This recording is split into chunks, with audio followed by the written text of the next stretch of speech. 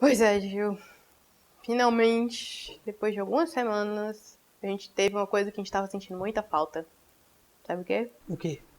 Um filme bom.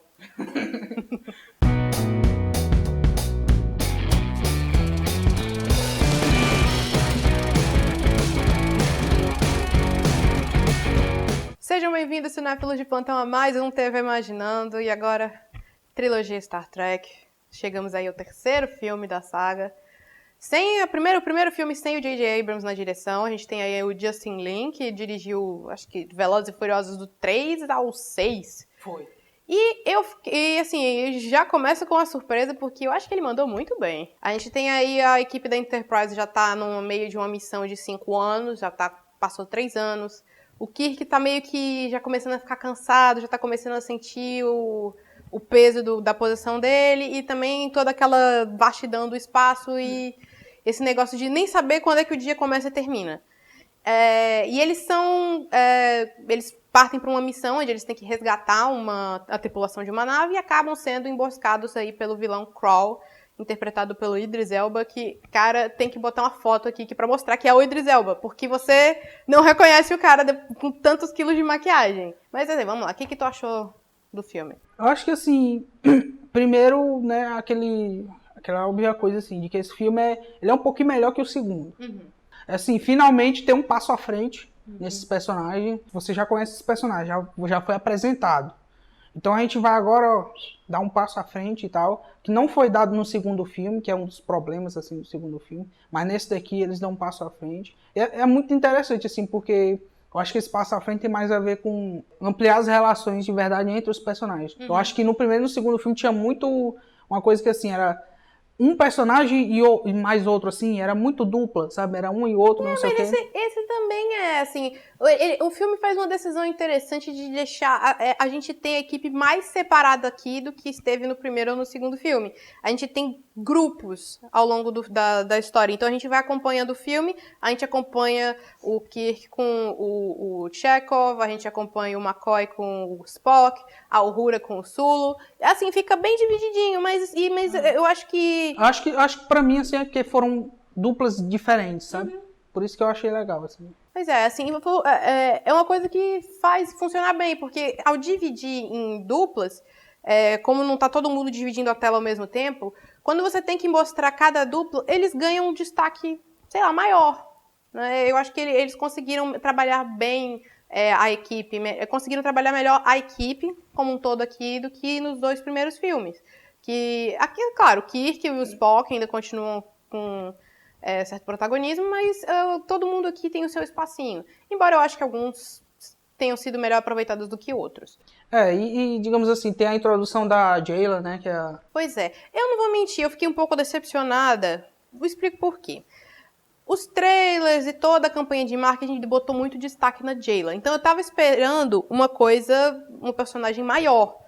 Eu tava esperando um personagem de mais peso na história.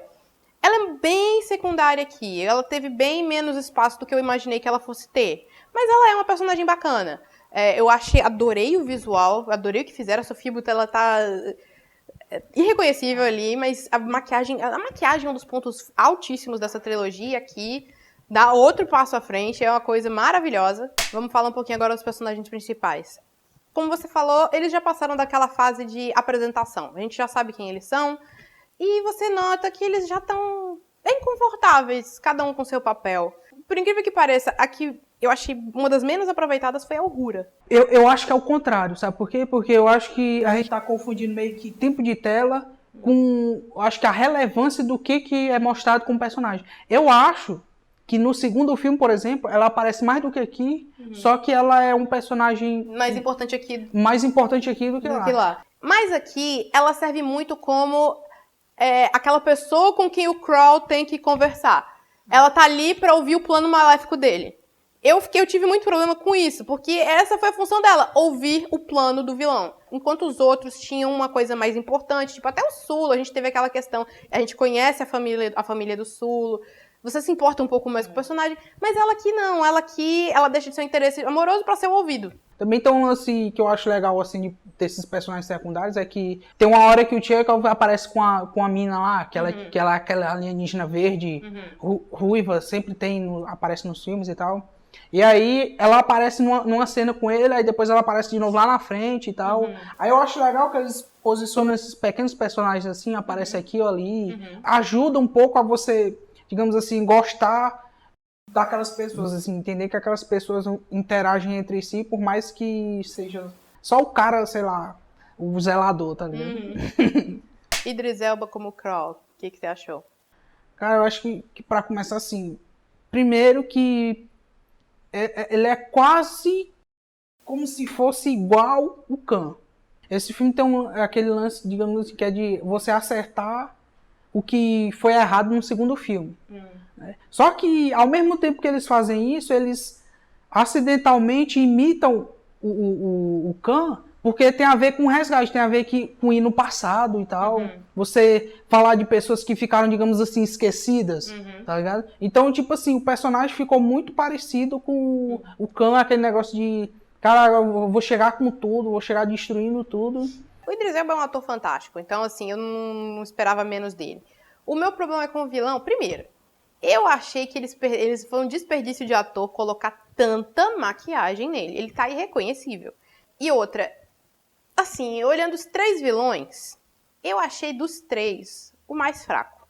Porque a motivação dele, você leva muito tempo pra descobrir afinal, o que ele tá querendo. Por que ele quer aquilo?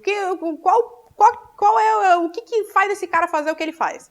Demora demais. É o mesmo problema que foi o segundo filme. E quando chega lá, é aquela motivação que você já viu zilhões de vezes antes. Não torna o personagem mais forte. Assim, você só fica assim, tá, eu fiquei esperando esse tempo todo e era isso. Mas eu tenho uma coisa que eu acho assim, que nesse filme é melhor do que nos outros, com relação a esse personagem. Criar aqui uma lógica assim, digamos assim. Esse personagem, ele faz você sentir uma motivação, mas ao mesmo tempo ele tá errado. Já no Khan, é como eu falei no Revendo, você torce mais por ele do que pelos outros caras. Nesse filme aqui, você não torce por ele, mas ao mesmo tempo você pensa assim, cara, tinham que ter visto esse problema, sabe? Porque tem essa coisa do diretor ser o diretor que fez 4 filmes do Velozes e Furiosos e tal. Agora, assim, ele veio com esse filme e ele fez isso que ele sabe fazer no Velozes e Furiosos nesse filme. Só que ele posicionou de uma forma, cara, super bem adequada, assim. Tipo, ele encaixou tudo que ele já sabe fazer, que ele tem experiência, criou no plot, assim, na história, no visual da ação, e ele conseguiu encaixar tudo que ele sabe fazer nesse filme. Muita gente criticou a escolha dele justamente por causa do Velozes e Furiosos. Eu, na verdade, depois de ver a Star Trek Sem Fronteiras, eu não posso esperar para ver o que o cara pode fazer em outros gêneros. Assim, além de Velozes e Furiosos, porque praticamente, assim, ele foi descoberto com o Velozes e Furiosos 3 e só fez isso desde então. Aqui ele mostra, assim, eu notei muitas semelhanças, deu pra ver um certo tributo ao próprio J.J. Abrams aqui, alguns posicionamentos de câmera, algumas coisas que ele faz aqui lembram muito. E é bacana porque dá uma certa unidade pra trilogia. Mas, assim, teve muita coisa que ele fez aqui, alguns planos mais abertos, alguns detalhes que ele fez aqui que me deixaram curiosa com o futuro dele como diretor. Outra novidade que a gente teve de mudança aqui foi o roteiro, né? Que foi o próprio Simon Pegg que fez, que é interpreta o Scott. O cara é grande fã da franquia Star Trek, das séries.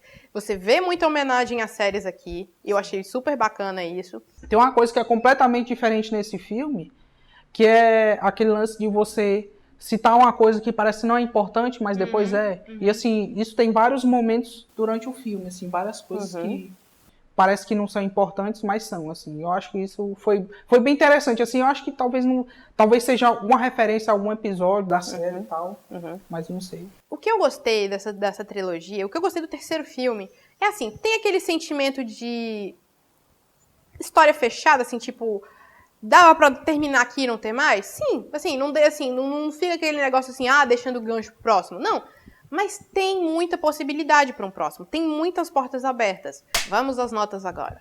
E aí? Eu vou dar 7. É um setzão, sabe? Vai ser um set maior que o do Into the Darkness, mas é um set, cara. Eu achei muito bom. Eu acho que pode ficar só assim. Só precisa ficar assim, tá vendo? Eu vou dar 7,5. Assim como eu dei pro segundo, mas assim, eu acho que o segundo, ele tem algumas cenas mais memoráveis, mas esse é mais sólido, como um todo. A história é bacana, ele não, como eu falei, ele não tenta fazer mais do que precisa. Os atores estão bem, a direção tá boa, a trilha do Michael Giacchino, eu acho que é a melhor. Ele compôs a trilha dos trilogia, mas eu acho que aqui foi o ponto mais forte. Quem gosta de ficção científica, cara, vai no cinema, curte, aproveita. 2016, filme bom tá raro. Então, aproveita! Bom, galera, espero que vocês tenham gostado do vídeo. Se vocês gostaram, não se esqueçam de curtir e colocar aqui nos comentários o que você achou de Star Trek Sem Fronteiras e qual dos 3 filmes da trilogia é o seu favorito. Não se esqueçam de curtir a gente nas nossas redes sociais, Facebook, Twitter e, é claro, cinemaginando.com para mais notícias sobre o mundo da sétima arte. Tchau, tchau!